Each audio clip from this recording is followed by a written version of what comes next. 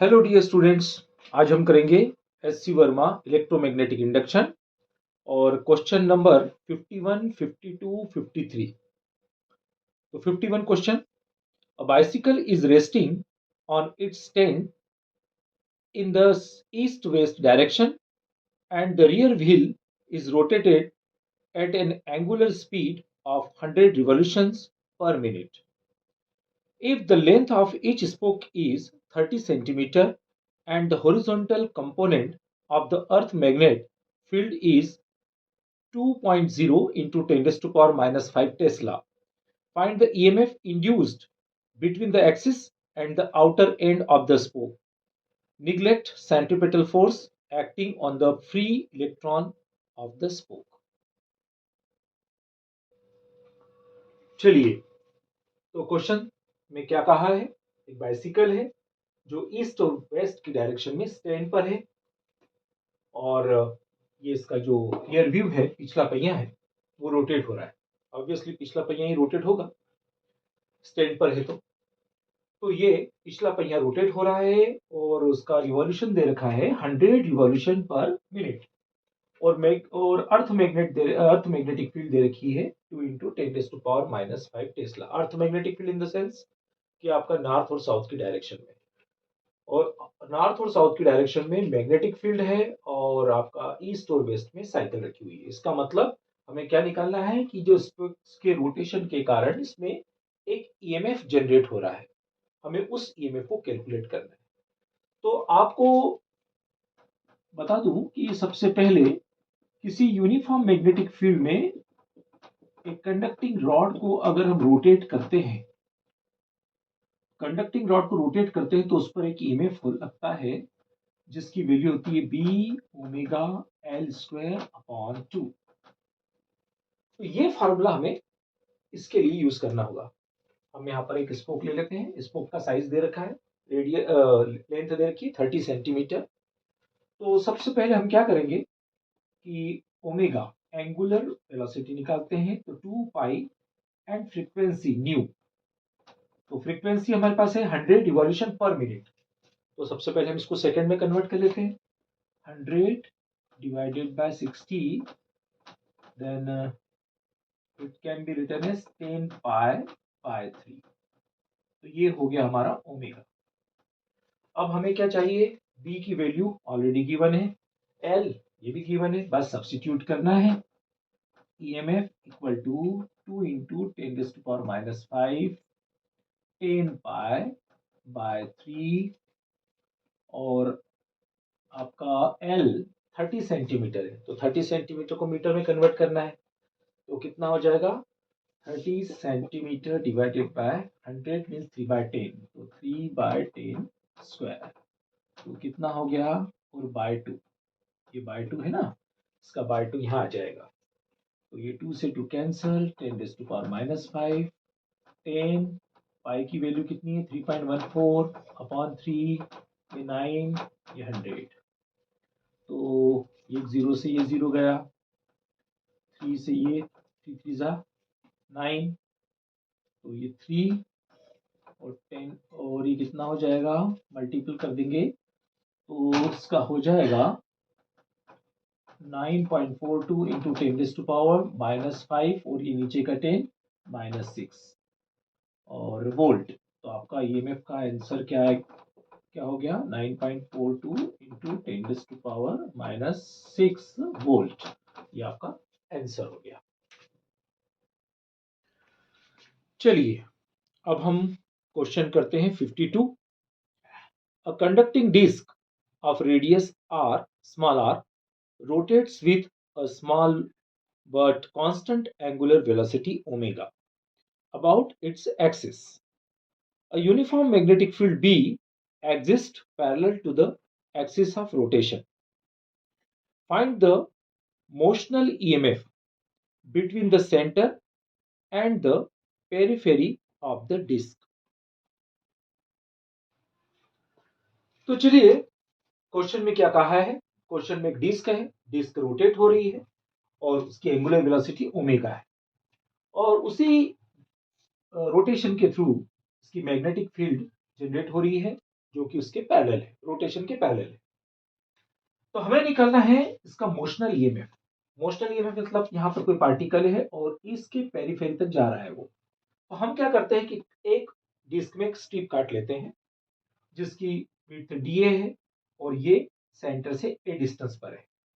तो जनरली आपको फार्मूला पता होगा, EMF equal to B L V. वही फार्मूला हम यहाँ यूज करेंगे, लेकिन यहाँ पर क्या हो रहा है, वेरी हो रहा है, इसलिए हम यहाँ पर ईएमएफ की जगह हम यहाँ पर डीएमएफ लिख देते हैं, मैग्नेटिक फील्ड बी, और एल की जगह हम यहाँ पर डीए लिखेंगे। और v लीनियर वेलोसिटी का रिलेशन है angular velocity, v equal to omega into R, लेकिन यहाँ पर r क्या है, डिस्टेंस a है, तो r की जगह इन the place of r it can be put here a, तो ओमेगा a हो जाएगा। तो omega a।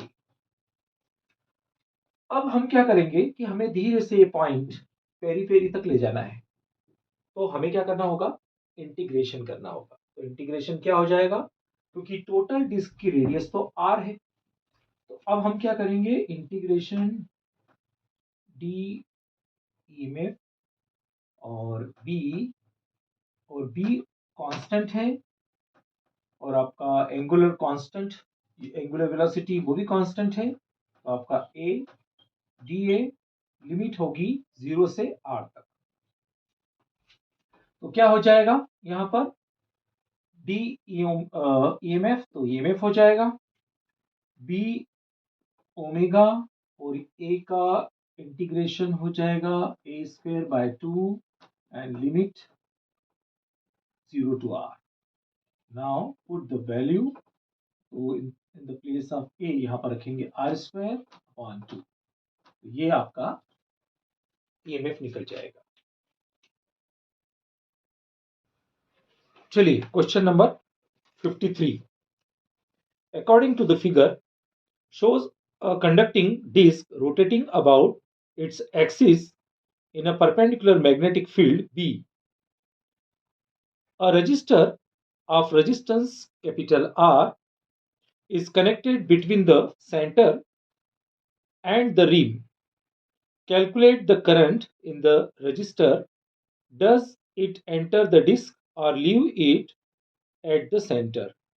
The radius of the disk is 5 centimeter. Angular speed omega equal to 10 radian per second. Magnetic field B 0.40 Tesla and R equal to 10 ohm. चलिए, तो question में क्या है, disc है, डिस्क के सेंटर पर, और इसकी जो सरकमफ्रेंस है यहाँ पर एक रेजिस्टेंस वायर लगा हुआ है जिसका रेजिस्टेंस 10 ओम है, और डिस्क की रेडियस 5 सेंटीमीटर है, और इसकी एंगुलर वेलोसिटी 10 रेडियन पर सेकेंड है। हमें क्या निकालना है, हमें निकालना है करंट, और हमें ये बताना है कि करंट एंटर कर रहा है कि करंट लीव कर रहा है। तो जैसे कि अगर हम इसमें एक रॉड मान लें, और जैसे कि पिछले क्वेश्चन में किया था, तो इसकी जो रॉड मान करके अगर ये मैग्नेटिक फील्ड में रोटेट होता है, तो उसका ईएमएफ होता है B omega L square by 2। यार एल को हम रेडियस कंसीडर कर रहे हैं, तो ईएमएफ पहले निकाल लेते हैं, और ईएमएफ निकालने के बाद current I equal to EMF upon resistance. तो same to same easy question हो जाएगा। ये क्वेश्चन बिल्कुल आसान क्वेश्चन है। तो बी कितना है अपने पास बी है 0.40, और ओमेगा कितना है अपने पास, ओमेगा 10 रेडियन पर सेकेंड, और एल कितना है, एल मतलब रेडियस, तो रेडियस है 5 सेंटीमीटर, तो अपने को मीटर में कन्वर्ट करना है। ध्यान रखिए कि कैलकुलेशन में यूनिट कन्वर्जन बहुत इंपॉर्टेंट होता है, इसीलिए अपने को यूनिट कन्वर्जन की तरफ ध्यान देना है। 5 सेंटीमीटर डिवाइडेड बाय 100.05 का स्क्वायर और अपॉन में 2। एक और बात बतानी थी आपको कि जो कैलकुलेशन हम लोग करते हैं, तो कैलकुलेशन में यहाँ पर कैंसिल आउट करो, बाद में कैंसिल आउट करो, करना तो आपको दोनों जगह है, तो आखिरी में कैलकुलेशन करना ज़्यादा इजी होता है।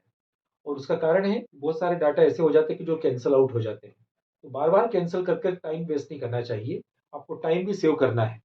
तो ये सबसे पहले हमने ईएमएफ को एज इट इज ऐसे कैसे ही लिख लिया। अब अपने पास क्या है, रेजिस्टेंस दे रखा है 10 ओम, तो अब अपने पास current I equal to EMF upon R।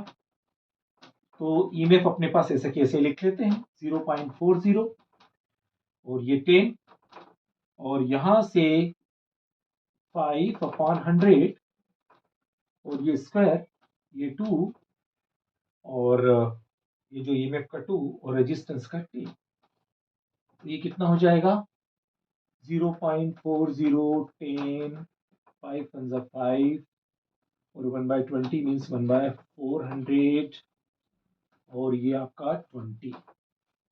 ये पॉइंट हटाया, 2 0 लगाए, ये दोनों 0 कैंसल आउट हो गए, तो ये कितने हो गए 4 से ये आपका 100 I इक्वल टू 1/2000 या फिर 0.5 इंटू 10⁻³ एम्पियर या फिर मिली एम्पियर भी कर सकते हैं 0 milli ampere.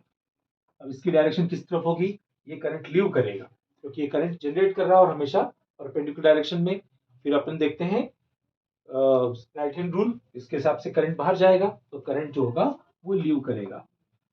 I hope so आपको सवाल समझ में आ गए होंगे और इसी प्रकार से अगले क्वेश्चन की लिंक के लिए बेल आइकन को प्रेस करो, लाइक करो, शेयर करो, सब्सक्राइब करो। Thank you so much.